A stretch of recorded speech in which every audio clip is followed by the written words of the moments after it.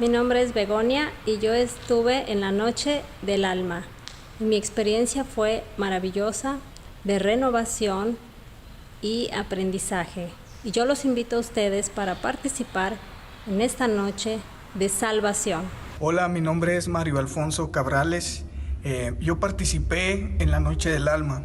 Tuve una experiencia maravillosa y muy llenadora por parte del Espíritu Santo. Pues mi nombre es Belén. El día miércoles yo participé de la Noche del Alma, a donde he crecido espiritualmente y he aprendido a cuidar de mi salvación, que es lo más importante. Yo les invito a todos ustedes a que participen en su iglesia más cercana.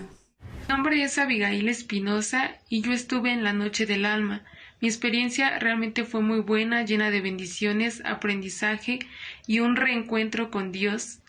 Y yo invito a cada uno de ustedes a participar también, porque no hay nada más importante que el cuidado de nuestra alma y sobre todo de nuestra salvación.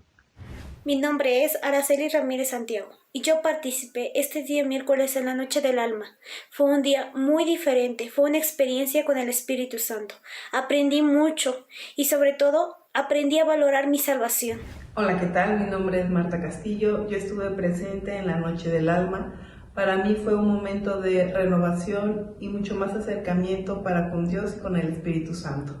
Yo los invito a que participen porque nuestra alma es un bien eterno. Hola, mi nombre es Carla Hernández y yo estuve presente en la Noche del Alma. Participar de esta reunión fue muy especial para mí porque me llevó a priorizar lo más valioso que yo tengo en este mundo, que es la salvación de mi alma. Y el Espíritu Santo me renovó en este día y me fortaleció. Yo invito a que todos ustedes participen de esta reunión porque con certeza también va a marcar sus vidas.